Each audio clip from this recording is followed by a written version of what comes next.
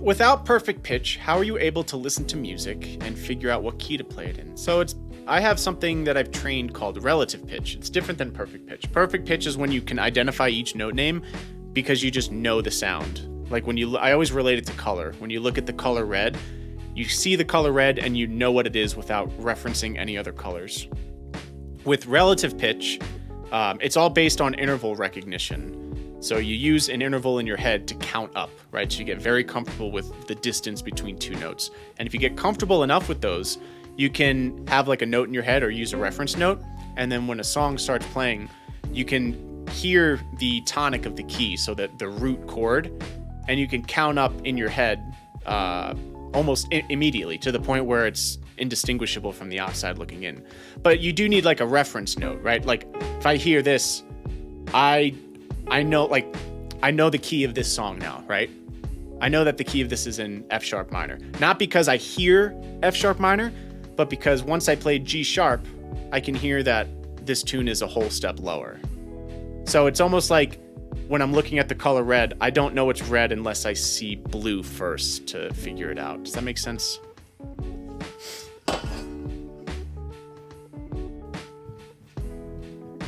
And then you just train that. And you can get it pretty good. Like I said, to the point where you get messages every day, like talking about your perfect pitch, and it's like, I appreciate it, but I don't have it. So hopefully the color reference makes sense. That's the way I usually like to explain it. What's up, Marcus316? How are you?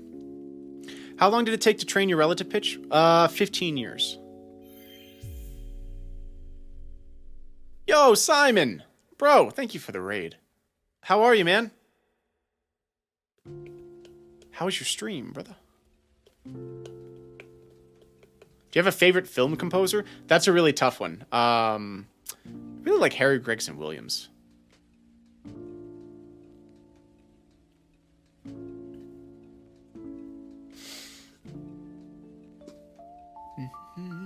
Yo, Mr. Grimnir! First time seeing you today on YouTube. Your talent and positivity really filled... Aw, I really appreciate that. Thank you for watching the videos. What you describe is how I work things out by ear. Yeah, exactly. That's pretty much how I do it. I break it down. If you're curious, the way that I do relative pitch and learn stuff by ears, I break it down into like 4 pillars that help me out, right? So it's interval recognition, chord progressions, chord qualities, and general music theory. These are the things I think about when I'm doing stuff by ear. So interval recognition, I kind of talked about, is the distance between two notes. So if you can train your ear to like instantly tell that this is like a minor sixth or like a perfect fifth, all of these have distinct sounds. So when you hear a song, when you hear a melody, it'll be a lot easier to figure out the melody, and also chord qualities. So the different types of chords, there's a bunch: major, minor, diminished, augmented, tons of seventh chords. And you can learn how all of those sound too and memorize that, like, this is a half diminished chord. So if you hear a half diminished chord in a song, you don't have to pluck out each note. You know what key you're in, and you hear the half diminished chord, so you can just kind of play it because you know how it sounds, if that makes sense. Instead of trying to pluck out each note, it's like looking at the word dog, and instead of having to count up to D and up to O and up to G, you can just sort of see the word dog as a whole, right? The other thing is transposition. Transposition, well, that kind of falls under general music theory. Getting really good at music theory, man. I use music theory all the time when I'm doing stuff by ear.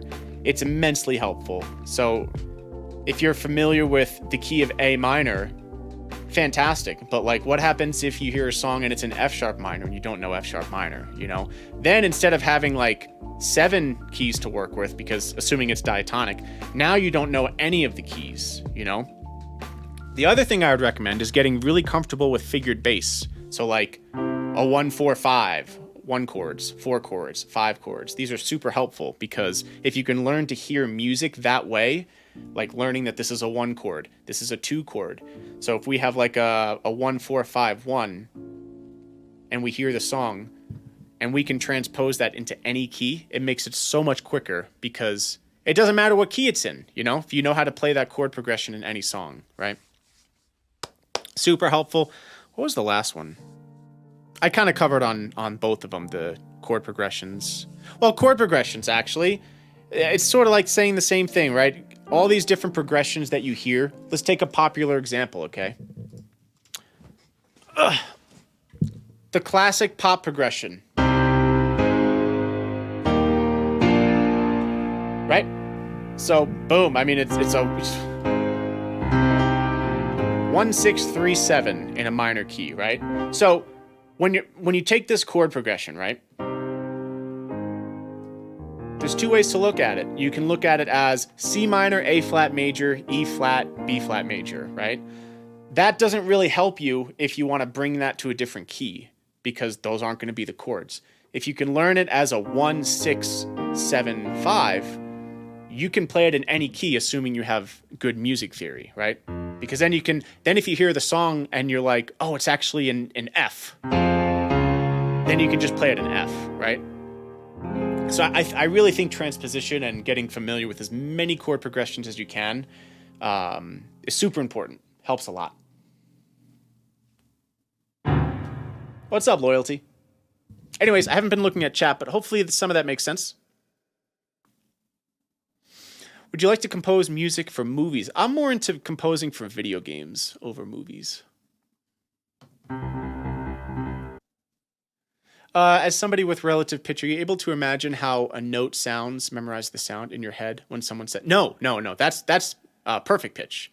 Perfect pitch is when you memorize the note name. Like you're born with that. You're born with that. I know there's a huge debate in the music world about being born with perfect pitch, but yeah, it's something you're born with, not learned. When you learn it, you're really just getting so fast at intervals recognition that you can just say that you have perfect pitch, but it is different. It is different.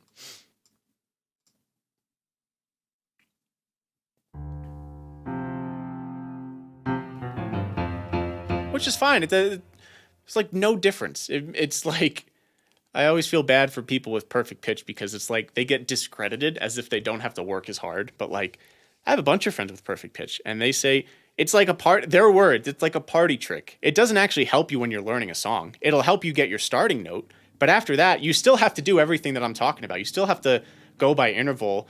You still have to learn chords. You still have to learn theory, transposition. Perfect pitch is not, you can't circumvent that. You still have to put in the work, you know? You still learn how chords sound